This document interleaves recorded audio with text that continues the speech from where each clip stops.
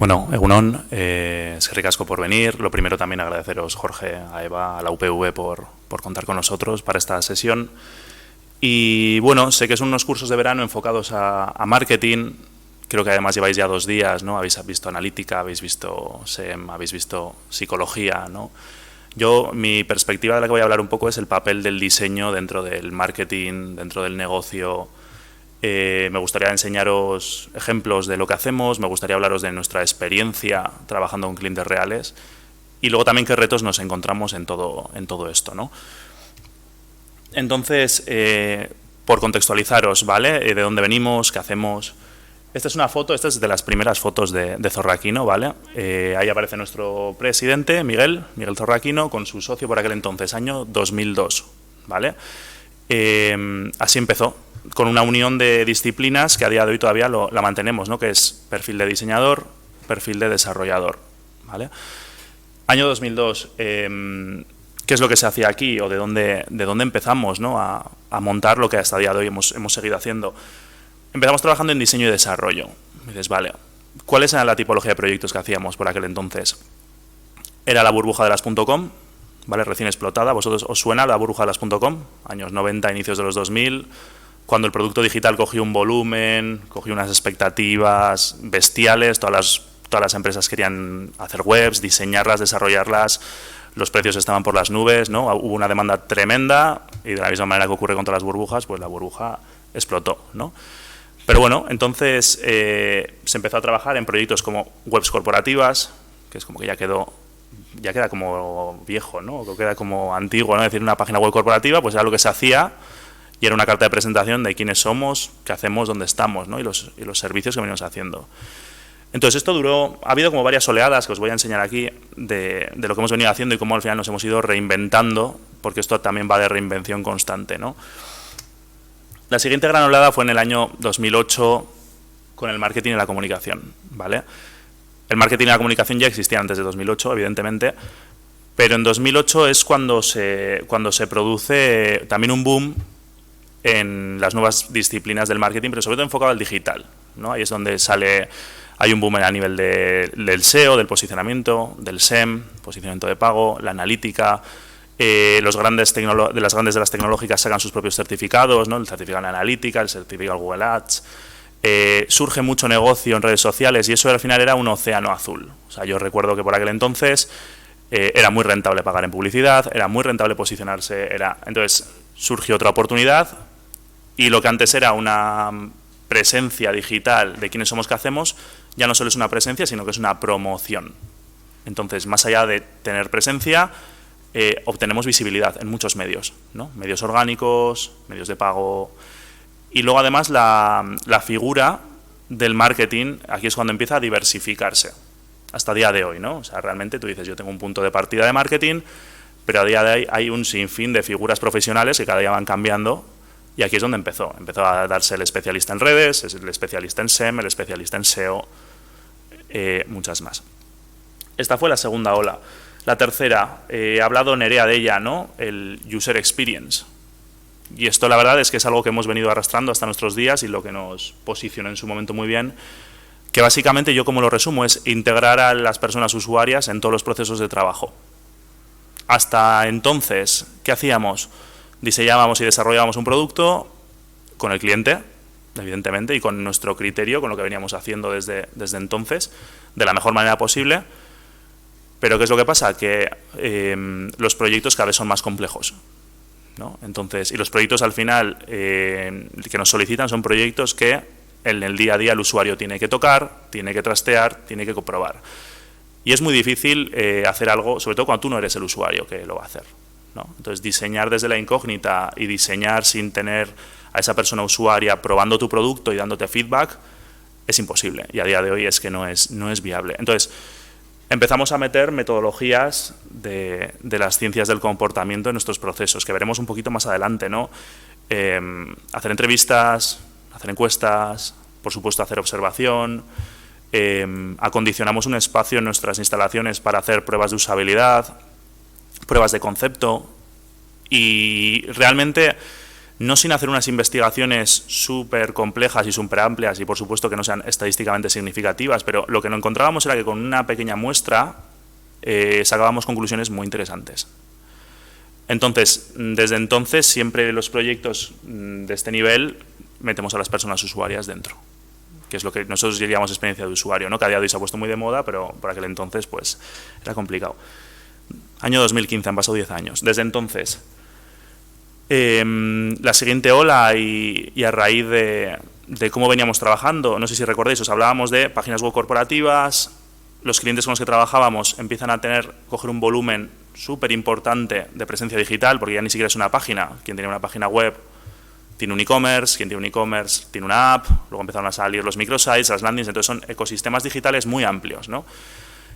¿Y qué es lo que ocurre? Que ya nos llamó mucho la atención también, bueno, nos llamó la atención, era lógico, que ya no solo el digital funcionaba de forma aislada, sino que el negocio digital, a su vez, era parte de la estrategia de la corporación, y entonces el diseño nos servía para toda esa estrategia digital. Es decir, los métodos de diseño que nosotros utilizábamos también servían para dar forma a las estrategias de los negocios. Entonces, el cambio de paradigma aquí ya no fue, los clientes ya no nos pedían algo, sino que nos pedían resolver un problema. De hecho, a veces el cliente no sabía ni cuál iba a ser la solución, ¿no? O sea, ellos te venían con una solicitud tipo, oye, necesito incrementar el porcentaje de conversión, necesito reposicionar mi marca, necesito tener una presencia digital más consolidada, necesito ir a un nuevo tramo de clientes, necesito internacionalizarme. Entonces, eran ya solicitudes más complejas que muchas veces no se resumían en un producto o no se le podía dar forma. O sea, era mucho más difícil, ¿vale? Entonces, pues bueno, el Strategic Design, básicamente, el diseño estratégico, lo que nosotros hacíamos era una metodología de trabajo. Le dábamos cada vez más importancia a la metodología, ¿vale? Y a día de hoy, ¿dónde nos encontramos? Año 2025, el Strategic Design, evidentemente lo seguimos trabajando, pero un término con el que nos sentimos muy cómodos y cómodas, y es el que venimos a hablar hoy, es el concepto de diseño de negocio, ¿vale? De Business Design, que os lo iré explicando durante esta presentación, pero básicamente ya no es entrar solo en la estrategia, sino cómo el diseño nos permite trabajar en modelos de negocio, ¿vale? Y dar forma a modelos de negocio de una forma más sostenible, de una forma más viable, ¿vale? Y en todo momento de la presentación hablaré de que el diseño al final no es solo una fuerza que entra en el último momento, sino que cuanto antes entre, tomaremos mejores decisiones de negocio, ¿vale? Bueno, fotografías del equipo. Yo no me he presentado todavía, soy Iñaki Lecue, estoy en la dirección de nuevo negocio, de investigación de Zorraquino.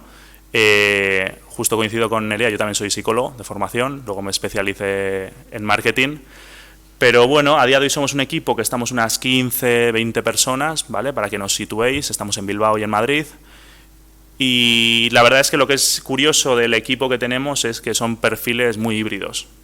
Y también es algo que a mí me llama la atención, que con los años también en marketing se ve cada vez más, porque antes era como un perfil como muy purista, pero a día de hoy nos encontramos con diseñadores, nos encontramos con sociólogos, con gente de marketing, con desarrolladores, con programadores, con un batiburrillo de perfiles que luego además tienen un punto en común, ¿no? Que es que tienen sensibilidad por lo que la persona de al lado hace, lo cual a mí me parece muy importante.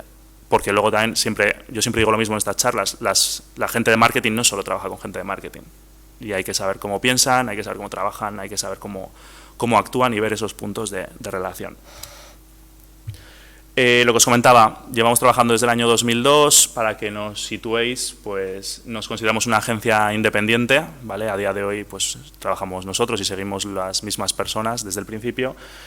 Y trabajamos para organizaciones líderes pues como el Real Madrid, hemos trabajado para Swisscom, Virgin, el Museo Guggenheim, Cuchabank, Bailan, Pernod Ricard, ITV, Vidrala, sé que ayer estuvo Aitor, que es un cliente, histórico cliente y amigo, y Goico y un largo etcétera.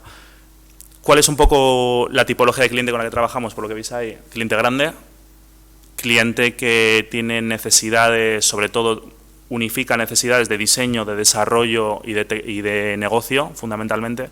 Y luego algo que nos gusta, que es que la mayoría de clientes de aquí son B2C. O son clientes B2B2C. Esto es, clientes que al final el diseñar o el desarrollar con un impacto a la persona usuaria es muy importante. Y es lo que yo creo que da coherencia a nuestro trabajo, ¿no? Y nada, y un poquito, pues para que veáis el foco de la sesión, voy a hablar de hacer diseño, de tecnología y de negocio, que para mí son tres cosas que están muy relacionadas. O sea, a mí me cuesta hablar de marketing y no hablar de esto, o de tecnología sin diseño, o de negocio sin ambas. Entonces, voy a empezar un poco por explicaros más en detalle qué es el business design, ¿vale? Hay distintas formas de hablarlo, al final no dejan de ser palabras que van, que vienen, pero un poquito quiero que os quedéis con el foco. Esta es una frase del Premio Nacional de Diseño del año 88, que es Enric Satoué, diseñador gráfico, ¿vale?, que viene a decir la siguiente frase: el diseño es sencillamente un servicio a la comunicación, si además tiene algún interés gráfico, plástico o de representación, mejor. ¿Vale? No hay otra frase en la presentación con la que esté más desacuerdo que esta. ¿Vale? O sea, al final con Enric coincidimos el año pasado en la ceremonia de los Laus, pero siempre la ponemos de ejemplo porque es algo que quizá en su área de trabajo le representa, pues a nosotros no.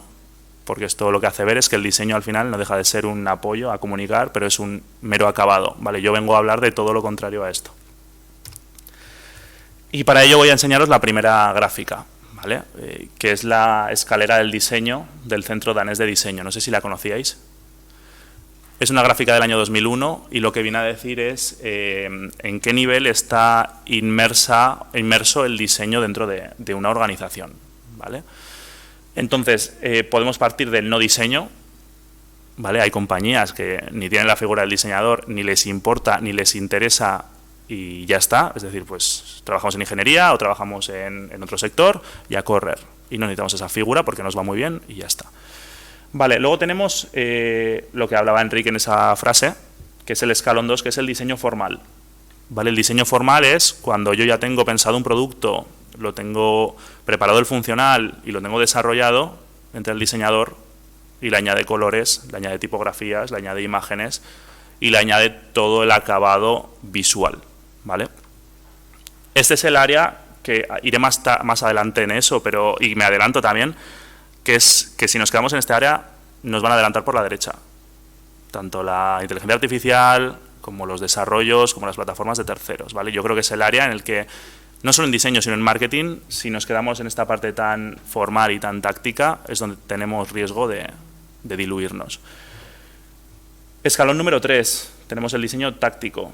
El diseño táctico es cuando a los diseñadores se nos invita a entrar en una etapa preliminar de la etapa del proceso de desarrollo, ¿no? Entonces ya se toma en cuenta la decisión antes de dar forma a un producto, estamos en reuniones con desarrolladores, ¿no?, con jefes de producto, con gente de marketing, no solo entramos al final, sino que ya a la hora de dar forma, ¿vale? Y el diseño como proceso está bien, o sea, es el mínimo que yo recomendaría seguir. Pero donde quiero poner el foco en esta presentación y quiero que os quedéis con esa frase es en la importancia de ese diseño como estrategia, ¿vale? Que al final el diseño lo que hace es que se utiliza como una fuerza estratégica que lo que hace es modelar el futuro de la compañía, ¿vale?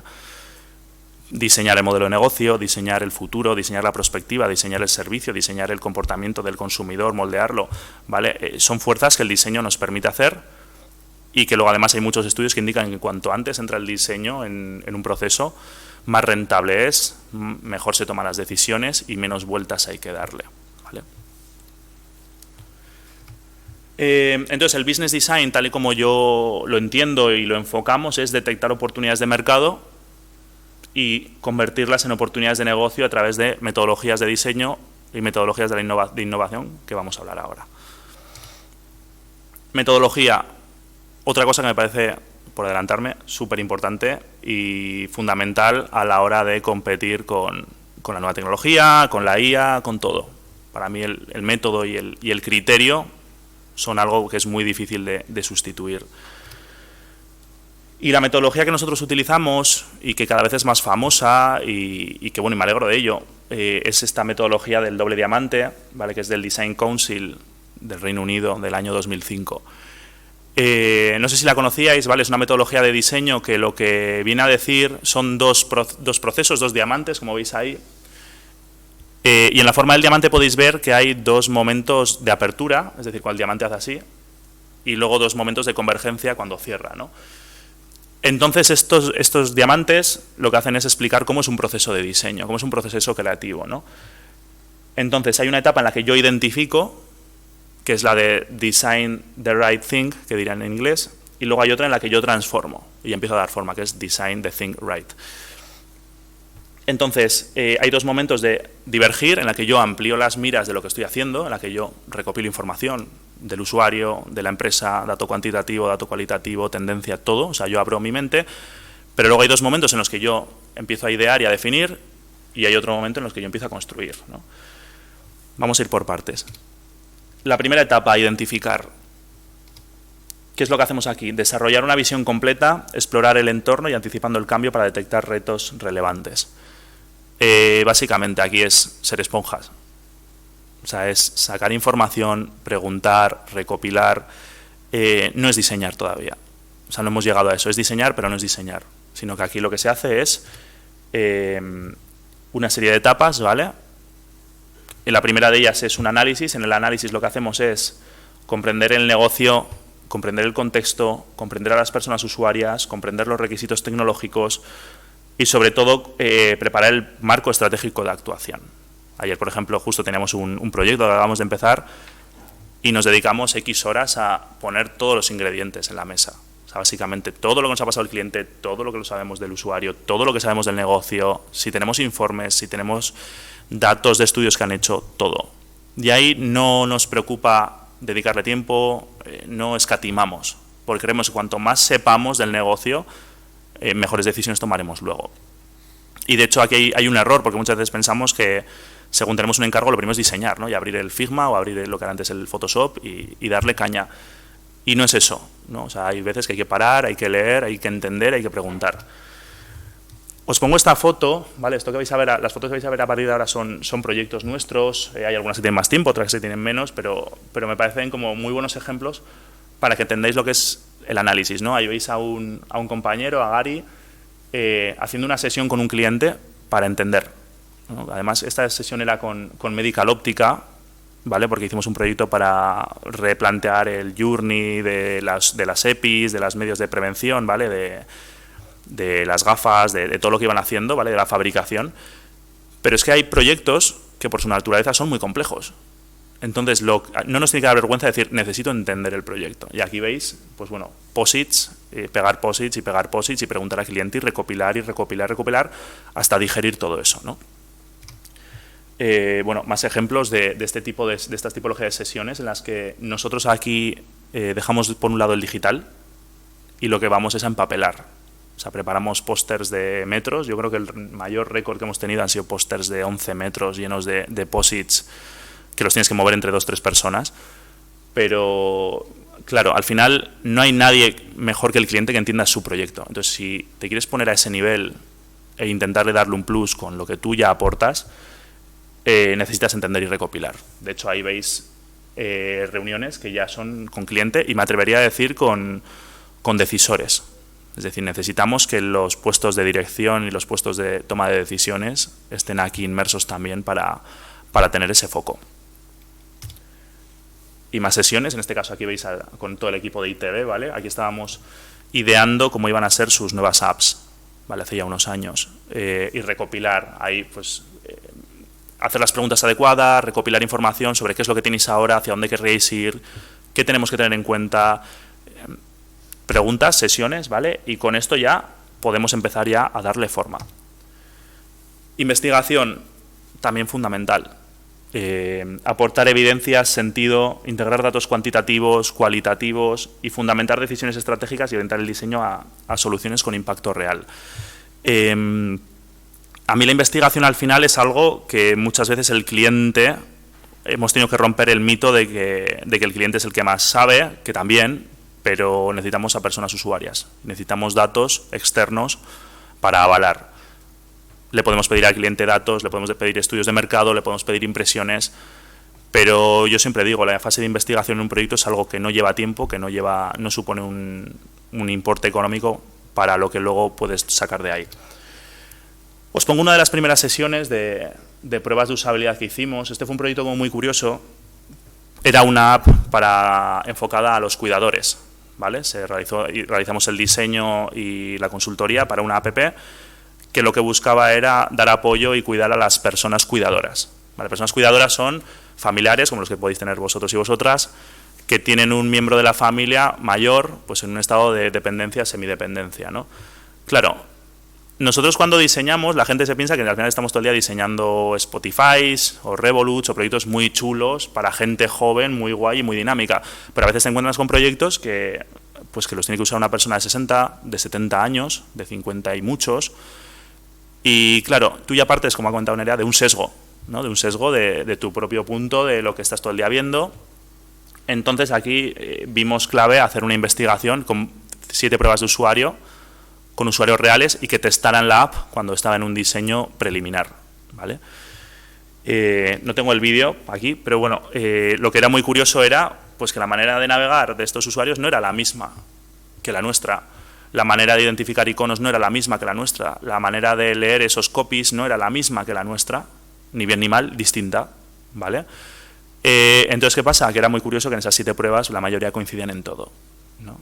Y pues de ahí tenemos pues, ese vídeo, ¿no? Ahí veis en la que ellos nos van diciendo ¿y esto qué es? O estos son puntos, ¿y esto qué hago yo con esto? Pero esto a mí no me interesa. Y luego además la gente es muy agradecida en estas pruebas, son muy divertidas, porque salen cosas que ni te las imaginas, que las das por hecho. Entonces, si no haces este tipo de proyectos, el error viene cuando tú lo lanzas, empiezas a invertir en esa app y de repente llega algo y no funciona, ¿no? Que me imagino que os habrá pasado, esas webs o esos productos digitales que ya nacen viejos, ¿no? O sea, diseñas con algo, va a salir en 2 años y ya nace mal, ¿vale? Pues lo mismo.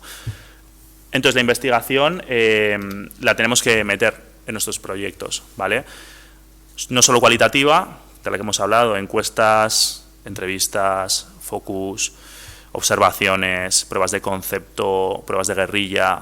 O sea, todo esto viene de las ciencias del comportamiento, ¿vale? De la sociología, de la psicología. Luego también la capacidad, lo que nos da también la IA, ¿no? Lo que nos da el análisis de grandes volúmenes de datos es que la estadística y el análisis de datos ya más cuantitativos también está más fácil que antes. O sea, hace años era muy complicado hacer esos estudios, hacían falta perfiles muy especializados, pero a día de hoy tenemos herramientas que son espectaculares para analizar un gran volumen de datos. Entonces, como pásame datos financieros, pásame datos de usuario, pásame datos de comportamiento, el analytics, lo metes todo y más o menos vas sacando qué cosas necesitas para tomar decisiones. Bien, luego tenemos también este punto, también me parece interesante, no es lo más habitual y sí que es como un añadido que a mí me parece que aporta mucho valor, que es la parte de la prospectiva. ¿Vale? La prospectiva no es un término que se utiliza habitualmente, ¿vale? Pero la prospectiva es el estudio de futuros, ¿vale? De tendencias y de indicios en el presente para ver lo que puede ocurrir en el futuro. Entonces, aquí lo que necesitamos es, cuando estamos en un proyecto y dices, joder, ya que voy a abrir un proyecto, ya que estoy analizando el usuario, ya que estoy analizando la empresa, ¿por dónde van a ir los tiros en el futuro con esto? ¿No? O sea, ¿qué me está diciendo el presente? ¿Qué estoy viendo de las características de tu proyecto que de cara a futuro me pueda ser interesante para enfocarlo, ¿no? Entonces, la prospectiva lo que nos permite es evolucionar y transformar productos, servicios y negocios para anticipar y liderar el cambio en vez de reaccionar a él. O sea, centrarnos en players, centrarnos en casos muy extremos muchas veces para saber y para que esto, pues cuando salga, no quede viejo y no quede desactualizado. Os pongo otro ejemplo aquí que me gusta mucho, ¿vale? Este es de Hancock y Beisold, este tiene unos años más, este esquema que es el cono de futuros, pero es como la imagen más reconocida dentro de la perspectiva. El cono de futuros lo que hace es que tú estás en el presente, ¿vale? Ahí estaríamos nosotros, y marcamos un futuro, una línea de futuro, ¿vale? Esa línea de futuro puede ser el año que viene, puede ser 2030, puede ser 2050, puede ser 2100, la que nosotros nos pongamos. Entonces, desde el foco en el que nos encontramos en el presente, como si fuera un catalejo, yo puedo intentar ver el futuro, ¿vale? Esto no es bola de cristal, ni mucho menos, ¿vale? Ahora lo veremos. Pero con este cono al final vemos que hay distintos futuros. El primero de ellos es el futuro posible. El futuro posible es cualquier futuro, ¿vale? Desde las ideas más marcianas, como puede ser que en el futuro pues los seres humanos, como la película de Wall-E, estemos tumbados con una pantalla puestos así y no nos movamos y que estemos ahí, ¿vale? Puede tener un futuro posible no deseado. Luego hay futuros plausibles, que eso al final te dice, oye, mira, más allá de que sea posible o no, pues por lo que estamos viendo en los medios, por dónde están yendo las cosas, por los indicios, pues todo apunta a que iremos por aquí, ¿vale? Futuro posible es que en el futuro nadie tenga un móvil o que nadie esté conectado a las pantallas, pero el futuro plausible es que de alguna manera la interacción con pantallas y con el digital sea mayor, ¿no? Luego tenemos el futuro probable, que esto es según vamos teniendo cada vez más grado de conciencia de lo que puede ocurrir, y luego tenemos el futuro preferible. Y el futuro preferible es, dentro de los futuros que hay, dentro de las perspectivas que hay, es el futuro en el que más queremos enfocar la idea de la empresa, ¿no? Entonces, pues por ejemplo, un futuro preferible pues para un grupo de comunicación es que al final se sigan generando contenidos de calidad y que en el futuro pues se sigan consumiendo contenidos, ¿no?, de distintas plataformas. Entonces, nuestra idea, ¿cuál es? Identificar los indicios que hay en el presente, las fuerzas de cambio más extremas o menos extremas, y con esto intentar hacer una imagen de por dónde pueden ir los tiros y qué es lo que se va a demandar en el futuro, ¿vale? Y de aquí, pues bueno, a día de hoy no, os he traído ejemplos nuestros, ¿vale? Pero hemos hecho informes de tendencias, ejemplos de prospectiva de distinto calibre. O sea, hemos hecho prospectiva, estudios en energía, hemos hecho prospectiva en eventos, en banca, en alimentación, hemos hecho prospectiva a veces hasta de conceptos, ¿no? Una vez nos llamaron para una charla sobre el futuro del éxito, o sea, ¿no?, de cómo el éxito es de una forma y ha cambiado. Y bueno, y aquí veis ejemplos, ¿no?, de informes. Estos son nuestros de Zorraquino, están en nuestra página web, están descargables por si alguien los quiere ver, ¿vale? Están gratuitos además. Y nos hemos especializado en las áreas en las que trabajamos a día, ¿no? Pues perspectivas en consumo, hemos hecho prospectiva en marca también, ¿vale? Porque necesitamos saber hacia dónde van las marcas, ya no solo en identidad visual, en identidad verbal, en aplicaciones, o sea, entender bien hacia dónde vamos. Prospectivas en UX, en experiencia de usuario, ¿vale? O sea, no encontrarnos dentro de 10 años con que lo que estamos haciendo está viejo, o lo que estamos proponiendo va a quedar desfasado, ¿no? Prospectivas en tecnología, prospectiva en data, ¿vale? Cuando hubo el boom, porque esto es marketing, ya sabéis que esto hay booms, ¿no?, y hay olas de vez en cuando, ¿no? Pues cuando hubo la ola también del Big Data y que el año siguiente todo el mundo iba a hacer Big Data y que había que especializarse en Big Data, pues bueno, pues también hicimos prospectiva en data. Vale, y con todo esto que os he explicado hasta ahora, que dices, joder, ¿hasta cuándo se van a poner esta gente a diseñar o a desarrollar, ¿no? Porque están aquí analizando, están aquí pegando posits, entendiendo y leyendo. Cuando ya has recopilado todo esto, ya has abierto el foco, ya has abierto las miras y más o menos sabes por dónde van los tiros, tanto de cliente como de usuario, como de dato, como de tendencia, aquí es cuando ya empiezas a innovar, ¿vale? Y la palabra innovación, que también es como muy pomposa, ¿no?, pero no deja de ser transformar con dirección y orientar la organización a esos futuros preferibles, pero sobre todo marcando prioridades y pasos concretos para generar soluciones sostenibles y con impacto. Y mucha gente, yo siempre pregunto, ¿y la innovación tú cómo la tangibilizas, no? A mí una imagen que me gusta mucho de innovación, que no justo no la tengo aquí porque es de cliente, es un roadmap. O sea, para mí el claro ejemplo de innovar es un roadmap, una hoja de ruta de una organización. Y de hecho para nosotros en muchos proyectos es el entregable. Si a nosotros nos viene una empresa y nos dice quiero cambiar mi modelo de negocio, eso no es un proyecto, o sea, eso no es un PDF que se entrega, eso al final es una hoja de ruta que tiene muchos subproyectos debajo, ¿no? Que al final cambiar el modelo de negocio supone que tienes que cambiar la propuesta de valor, que seguramente tiene que haber un proyecto de marca, seguramente tiene que haber un proyecto de educación, de reestructuración, tiene que haber muchos, ¿no? Y así se innova, poniendo preferencias, orientando con dirección y sobre todo con soluciones sostenibles y con impacto. ¿Hasta aquí bien? El primer diamante de identificar, ¿vale? Pues ahora vamos a ir ya con el segundo. El segundo diamante ya es empezar a construir y empezar a hacer que esto funcione y que coja ritmo. ¿Qué es lo que hacemos? Convertimos los retos e insights en nuevas soluciones que sean deseables, que sean factibles y que sean viables. Todos esos posits que habéis visto, toda esa información, ¿vale?, todas esas páginas, lo primero que hacemos con ellos es idear, ¿vale?, empezar a dar forma. ¿Vale? Al final, si nosotros nos están diciendo quiero cambiar mi modelo y quiero irme al digital, tú tienes que idear si vas a ir al digital con una página, tienes que ir al digital con un site, si vas a ir con una app, si vas a ir cómo, de qué manera, con un podcast. Entonces lo que hacemos es transformar estos aprendizajes, porque no deja de ser un aprendizaje, cada vez que trabajamos con un cliente, y eso es algo que a mí me encanta de mi trabajo, ¿no?, es todo lo que aprendes de distintos sectores y toda la inmersión que haces, ¿no? O sea, para trabajar con Cuchabank tienes que saber de banca, para trabajar con Vidrala tienes que saber del proceso productivo del vidrio, para trabajar con Goico tienes que saber sobre alimentación, sobre público joven. Entonces, todos estos aprendizajes y el análisis y la investigación, lo que hacemos es soluciones creativas innovadoras con rumbo claro y fundamentado. Entonces, ya veis cómo los posits que teníamos en esa primera página, que se nos caía el peso ya del póster, aquí ya empezamos a pintar. Empezamos a pensar empezamos a aterrizar pantallas, empezamos a aterrizar flujos, empezamos a pensar pues cómo vas del punto A al punto B, ¿vale? Entonces empezamos a darle forma, si tiene que ser una app, si tiene que ser dos, si tiene que ser un modelo de servicio nuevo, si tiene que ser una tienda, si tiene que ser un cajero, o sea, cómo le empezamos a dar forma a todo esto que ha salido aquí. Y luego, fundamental, asegurar que cada punto de contacto aporta valor a las personas usuarias y está alineado con la estrategia y los objetivos de la organización. Antes se ha puesto aquí el ejemplo del Customer Journey. Para nosotros es fundamental. Pero ya no solo el journey del cliente, que es el antes, el durante y el después, sino también toda la operativa, que es lo que se le llama el Service Blueprint, ¿no? Que está detrás. Es decir, vale, el usuario va a tienda. Muy bien. Pues cuando va a tienda, la atiende el gestor. Vale, el gestor mete la información del usuario, eso va a un ERP. Entonces le devuelve una llamada.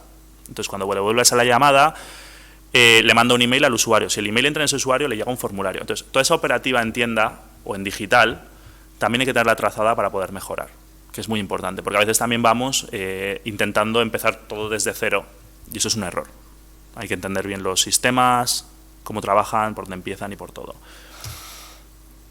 Vale, y aquí ya empezamos a diseñar. Dicho ya el diseño más, pues lo que nos decía Enric, ¿no? Que al final el diseño entendido como resolver problemas, dar forma, dar detalle a las soluciones y sobre todo trabajar en distintas capas. Nosotros a día de hoy tenemos distintos perfiles en Zorrakino, ¿vale? De diseño, ¿vale? El diseño al final es una disciplina muy amplia, ¿vale? El diseño como tal, ¿vale? Que al final es un perfil más gráfico, se puede derivar, ¿no? En diseño editorial, se puede derivar en diseño de marca. Un perfil que valoramos mucho, que consideramos que es difícil de obtener o de encontrar, ¿no? Pues también porque no ha habido una formación hasta hace bien poco, es el diseñador digital, o la diseñadora digital, diseño de servicios, diseño estratégico, o sea, al final diseño, para que entendáis que es un prisma muy amplio, ¿no? Y que luego se trabaja por capas, ¿vale? Al final el diseño visual es la capa más clara, lo mismo, colores, tipografía, fotografía, tendencias, esas esquinitas redondeadas, la sombra, ¿vale? Lo que veis. El diseño también es funcional, es decir, si yo hago clic me lleva, scroll, animación, todo lo que veis, la operativa. El diseño de servicio que hay detrás, es decir, ese diseño, cómo conecta con la capa de detrás, de negocio, de cómo se manda, cómo se integra con un ERP, con un CRM, con todo eso. Y luego la capa más compleja, que también se ha hablado antes, que es la capa más del diseño emocional. ¿Vale? Cómo lograr que un diseño emocione, que un diseño me encuentre, que un diseño sea satisfactorio, ese copy que justo vaya, qué copy más chulo has lanzado aquí, ¿no? Claro, pero siempre pongo el mismo ejemplo, siempre nos centramos en el diseño emocional, pero antes si el diseño, por muy emocional que sea, si no puedo darle un clic a un botón y comprar, no vale para nada. Entonces, son capas de trabajo que hay que cubrir. Entonces, primero que funcione, que sea seguro, que me dé garantías, que visualmente sea accesible, por supuesto, con todo lo que hay ahora de la importancia de la accesibilidad, ¿no? Como norma que ha salido ahora. Y ya luego emocionamos, ¿no? Como última guinda del pastel, pero todo eso tiene que ir cumpliéndose. Ejemplos que os podría poner de diseño. Aquí veis un proyecto, ¿vale? Nos llamó el Real Madrid hace un tiempo para hacer el diseño de la experiencia de los directos en su web. Lo mismo, tuvimos que hacer un ejercicio de entender bien el fútbol. Realmente no somos muy forofos del fútbol, ¿vale? Para que lo entendáis, o sea, no es que seamos... Entonces hay que entender bien qué es un partido, cómo funcionan, cómo es la experiencia de los directos, cómo entender, ¿no? Y aquí ya empezamos a diseñar, y esto es como empezamos nosotros desde una capa muy básica, que era componentizar. Componentizar, y entonces ahí veis cómo montamos un sistema de diseño con todos los colores, ¿no? Los colores más básicos. Luego íbamos montando elementos, los componentes, ¿no? Pues decimos, mira, la experiencia de los directos de un partido que tienes que tener, el marcador todo el rato. Entonces, todos los marcadores, con todas las casuísticas, según las perspectivas, según las dimensiones del dispositivo. Empezamos a montar todas las piezas para luego montar el puzzle de una forma más fácil y de una forma más escalable. Y luego empezamos a montar pantallas. Pero ya veis, ¿no? O sea, estos elementos que veis aquí son las piezas del puzzle para montar muchísimas pantallas y muchas casuísticas. Claro, Luego también hacemos prototipado. El prototipado que nos permite que un diseño a día de hoy lo podamos testar sin necesidad de que esté montado. Es decir, yo puedo valorar cómo alguien navega en mi producto digital sin necesidad de tener ese producto ya desarrollado, sin tener ya hecha la obra, ¿vale? Y sobre todo luego también aquí poner un punto en el que el diseño se puede complejizar todo lo que queramos y que luego también son procesos vivos. ¿Qué quiero decir con esto? Que muchas veces nos preguntan, vale, pues un proyecto de, por ejemplo, un proyecto de e-commerce, ¿cuánto tiempo te lleva? ¿Cuántas horas? ¿Qué precio tiene? Pues es muy dinámico, ¿no? Porque al final depende de muchas casuísticas, muchos casos y de muchas capas de profundidad. Cuando tú estás diseñando, al final lo piensas en base a casos, ¿no? Entonces tú dices, vale, venga, voy a empezar a diseñar pantallas. Y al principio te pueden salir 20 pantallas, imaginaos, ¿no? Vale, pues luego empiezas a decir, va, quiero meter el registro, vale, empiezas a sumar, ¿no? Un caso de uso. El pago con tarjeta, otro caso. El pago sin registro, otro caso. Entonces te das cuenta que al final los diseños que vas haciendo son vivos, pero que empiezan a coger un volumen que llega un momento que puede ser hasta ingobernable, ¿no?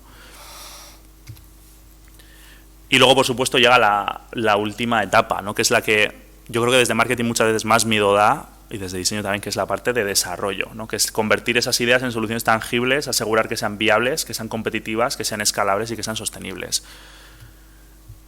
Y es la parte, en nuestro caso, cómo tangibilizamos, sobre todo con programadores, con analistas, con informáticos.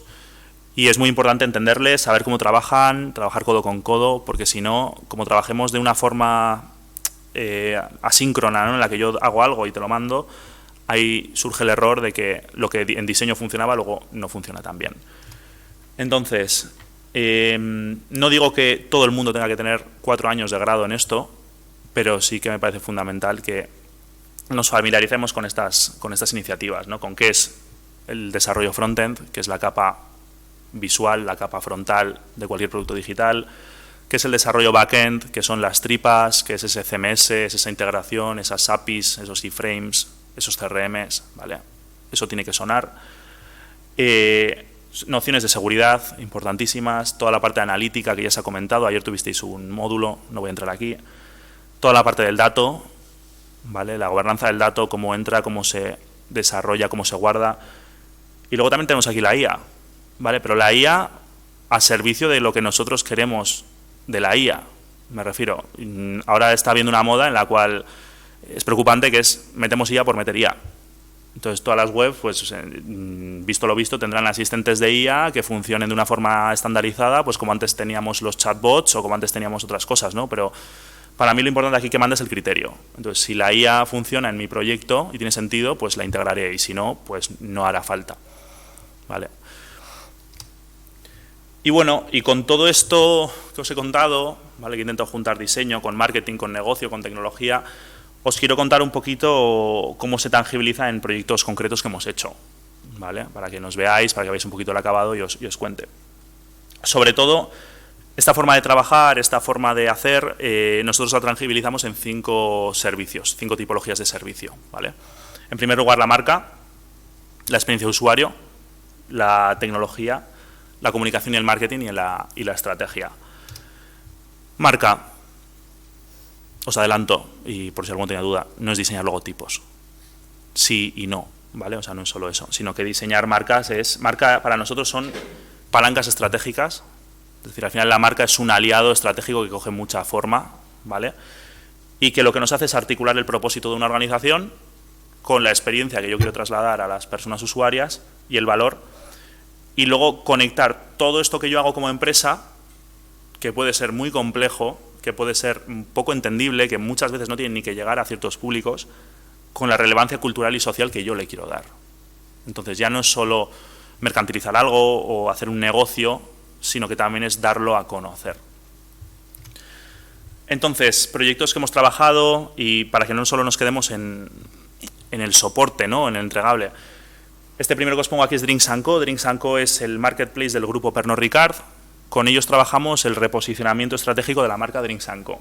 ¿Vale? Le dimos una vuelta, Drinks & Co quería entrar en España, y en base a eso hicimos un ejercicio, lo primero de todo, de trabajar el nombre de la marca. Luego trabajamos la identidad visual, que ahí veis cómo quedó.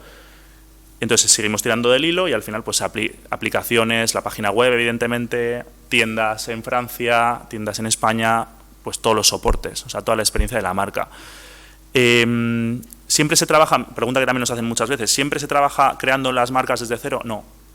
O sea, muchas veces hay marcas que lo único que te piden es, oye, la marca se mantiene, el nombre se mantiene, la marca se mantiene, pero necesito cambiar cómo se aplica, cómo se aplica, cuáles son los soportes, ¿no? Cómo es la dinámica de la marca. En este caso fue un proyecto que fue desde cero prácticamente, exigente, ¿vale? Porque al final aquí hay muchas horas de aplicación y muchas horas de vuelta, muchas horas de enfoque. Un proyecto que es más local, ¿vale? Whitehall. Whitehall es un family office de inversión directa de tradición industrial, ¿vale? Aquí sí que el nombre lo mantuvimos, pero cambiamos la marca. Entonces, claro, aquí por ejemplo veis cómo es el resultado, ¿vale? Cómo es el logotipo en este caso, pero también hay que entender cómo este logotipo se termina creando, ¿no? O sea, esto no es tan fácil como llegar y decir, pues, he creado un círculo, venga, por favor, facturar. Si no es más, entender bien, pues eso, dónde se va a aplicar la marca, entender más a qué hace referencia este círculo. En este caso es un family office de inversión en el cual al final se adquieren compañías, se restablecen y se sacan otra vez a mercado. Entonces, Whitehall se entendía como un espacio en el que ocurrían cosas, en el que ocurría un crecimiento, en el que ocurría una expansión. Esta marca es animada, es dinámica, entonces se va creando, se va ampliando, ¿no? Y montamos todo este ecosistema hasta la aplicación de marca. Otro ejemplo también, T2O. T2O es una de las grandes firmas de venta de medios a nivel España e internacional, están en Madrid, y nos llamaron porque primero tenían un problema de denominación, que eran T2O Media. No había nadie que dijera bien el nombre, porque además tenía un 2, tenía una O, todo el mundo le llamaban T20, le llamaban de todo. El media quedaba viejo, o sea, era como año 2020 y pico, y era como media ya, no, ni ellos se veían identificados con el tema media. Entonces, ¿qué hicimos? Nos cargamos media, dejamos T2O, e hicimos ese enfoque estratégico de la marca, de identidad, de restyling, ¿vale? Y mucha aplicación. Y luego aquí también, muy importante, cuando trabajamos en marca, ya no solo marca de cara hacia afuera a usuarios, sino que hay que trabajar mucho la marca a nivel empleado, ¿vale? ¿Por qué? Porque de repente lo que no puede ocurrir es que una marca diga, hasta hoy era T2O Media y mañana vienen unos de fuera que ni conozco, me cambian todo y ahora ¿esto qué es? Entonces hay que hacer dinámicas de participación, de que las personas, de que los trabajadores se sientan identificados, que ese cambio sea sin fricciones, que sea adquirido, que se entienda, que se mantenga, ¿no? Y en eso también estamos. Experiencia. Hemos hablado de UX, de Business Design, de diseño estratégico. Y aquí lo que intentamos es garantizar que cada interacción pues, nos aporte valor, que nos aporte coherencia y nos aporte significado, pero sobre todo desde dos prismas, ¿vale? Que siempre digo lo mismo. No queremos UX, y ahí también lo he explicado en ERE antes, no queremos UX solo para vender, porque eso es cortoplacista, ¿vale? De hecho, el uso de patrones oscuros como los que ha puesto las grandes tecnológicas en Estados Unidos ya están reduciendo el uso o están buscando otras vías porque al final es cortoplacista. O sea, si yo al final estoy todo el día mostrando disparadores, estoy todo el rato mandando CTAs, cosas que se mueven, dinámicas, me quedo sin usuarios, porque la gente también colapsa. Entonces, UX al final entendido como satisfacer las necesidades del usuario y que luego eso incida positivamente en negocio, ¿vale? Otro proyecto icónico nuestro, pues trabajamos durante 4 años con el Museo Guggenheim de Bilbao, ¿vale? Trabajamos en toda la estrategia digital y de marketing con ellos, ¿vale? Fue un proyecto exigente, muchas horas, muchos perfiles implicados en el proyecto. ¿Y qué trabajábamos aquí? Pues desde la identidad, es decir, la marca del Guggenheim existía, pero luego esa identidad, al final, cuando yo hablo de marca, hablo de aplicar la marca en muchos contextos. Y ahí también trabajas marca, ¿no? Entonces, web, e-commerce, microsite, landing pages, emailing, redes, trabajamos en todo eso, ¿vale? Pensad luego también el volumen, exposiciones, 9 idiomas, incluso podían ser más. Entonces fue un trabajo en el que teníamos personas que estaban dedicadas, otras personas que cuando había momentos dados entraban también, pero bueno, fue un proyecto cultural, chulo, nos dio también proyección, ¿vale? Y al final pues es un proyecto de imagen y muy reconocido. Ahí veis ya horneado el proyecto que os enseñaba antes del Real Madrid, ¿vale? En el caso del Real Madrid nos llamaron porque querían una definición estratégica de la experiencia digital del cliente. Querían enriquecer la experiencia. Decían, oye, tenemos una web, Vale, que tenemos un montón de acuerdos por los cuales nosotros no podemos, tenemos derechos, entonces no podemos enseñar un partido en la web. Pero sí que puedo enriquecer la experiencia de un partido. Sí que puedo entrar en la web y que tú sepas cuál es la alineación, cómo van las estadísticas. Importante también toda la parte de meter a los patrocinadores dentro. Entonces, fue un proyecto de inmersión, fue un proyecto de entender qué quería el usuario, qué le aportaba valor a la hora de ver un partido, que no necesitaba, obviamente lo estaba viendo por la tele o por la radio, y luego involucrar a muchísimos actores dentro del proceso, ¿vale? Y luego un reto también para nosotros por entender algo que es un sector con el que también no habíamos trabajado, importante, ¿vale? Proyecto más reciente, Museo Balenciaga, ¿vale? Nosotros con Balenciaga llevamos trabajando años, ¿vale? Desde la página web, las exposiciones, pero luego pues nos llegó este proyecto que la verdad que nos parecía súper interesante porque habitualmente nosotros trabajamos y siempre enseñamos, por ejemplo, traje de Balenciaga, pero este era un proyecto educativo y cultural por el cual las distintas escuelas de diseño del mundo, pues los alumnos nos enseñaban proyectos relacionados con el modisto y los publicaban aquí. Entonces eran proyectos mucho más visuales, de todo el proceso de elaboración, con modelos reales, ¿vale? Y al final no deja de ser un repositorio donde muchas escuelas y muchas iniciativas se veían ahí y era el punto en común Balenciaga, ¿no? Entonces, pues bueno, trabajamos desde la marca, un poco desde el concepto de transmissions, el canal digital, el marketing estratégico, la parte también del site, de la web de transmissions, y ha sido un proyecto que luego, pues bueno, ha sido galardonado, ¿vale? En diseño, en desarrollo, y nos ha dado visibilidad. Tecnología, pues por supuesto, yo hablo mucho de diseño, pero cuando hablo de diseño doy por hecho que también que toda esta innovación, que todas estas ideas se pueden transformar con soluciones viables, ¿vale? Escalables, sostenibles dentro de una organización. Aquí es donde enmarcamos uno de los primeros proyectos que hicimos con clientes internacionales, una filial de Swisscom que se llama Atico, ¿vale? Aquí hicimos su página web. Aquí, por ejemplo, es un proyecto que la identidad nos venía dada, ¿vale? Pero pues una web muy dinámica, sobre todo enfocada a la relación entre el dispositivo electrónico y el usuario, ¿vale? Y pues bueno, mucho dinamismo en la página, muy informativa, muy técnica y cómo quedaba. Luego también es muy curioso, a raíz del business design, cómo también hemos trabajado con startups y con modelos de negocio incipientes, o incluso nosotros hemos llegado a crear nuestras startups, ¿vale? Este es el caso de Dealrock. Dealrock es un negocio que surge de Zorraquino como una filial, ¿vale? Que es un SaaS de marketing digital, ¿vale? Sobre todo para enfocado a potenciar a las redes comerciales con herramientas de marketing. Entonces, todo lo que veis ahí desde el concepto de Dealrock, la marca, la app, ¿vale? El diseño, el desarrollo, la integración de la IA, que en este caso sí tiene sentido, ¿vale? Todo eso también se ha cocido desde aquí. Y luego proyectos también, pues eso, internacionales, nacionales, proyectos que requieren durante años de desarrollo e iteraciones continuas, como puede ser el caso del grupo Bailan y de Saunier Duval con las apps de optimización energética para usuario final, ¿vale? Marketing y comunicación, al final aquí también, evidentemente, o sea, para nosotros es que marketing, diseño, negocio están muy de la mano. O sea, yo no puedo extrapolar cuando hago un proyecto pues como habéis visto, ¿no? Del Guggenheim o cuando hago un proyecto para Goico, para tal, no puedo extrapolar o dejar aislada la capa de marketing, sino que al final yo ya voy pensando en los copies, yo ya voy pensando en la estrategia de CTAs, en la comunicación. Entonces, nuestro objetivo es conectar a la propuesta de valor con las personas. Podríamos poner muchos ejemplos, ¿no? Pues desde eventos, desde informes de tendencias como este de aquí de branding, charlas, conferencias, pues como la de hoy aquí, pero pues otros ejemplos como tenemos este de aquí, presentación de nuestras propias sesiones, de nuestros propios eventos que tenemos en la web también, que son gratuitos, están abiertos al público, pero tenemos que hacer tanto esa labor que hacemos en nuestros proyectos como en los que hacemos para cliente, meter esa capa de comunicación y de marketing continuamente, ¿vale? Y por último, 3 proyectos de los que os quiero hablar porque explican muy bien, son muy amplios, muy ambiciosos y muy complejos y llevamos trabajando muchos años con ellos, los proyectos relacionados con estrategia. ¿Vale? Estrategia que, lo que os hablaba, hemos tenido que orientar decisiones, hemos tenido que orientar recursos y asegurar que todo lo que os hablaba antes, la marca, la experiencia y la tecnología, trabajan de forma integrada en un impacto que es sostenible y diferenciador.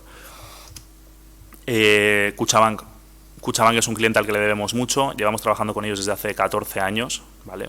Y diréis, pero joder, ¿cómo mantienes eso, no? Y dices, pues lanzas algo y ya está. No, al final, si tú ofreces un producto que es escalable o soluciones y poco a poco vas dando ideas, vas detectando oportunidades y vas abriendo, pues llega un punto en el que al final es una relación de partner muy amplia, ¿no? ¿Qué hacemos con Cuchabank? El acompañamiento estratégico y les ayudamos en la transformación digital.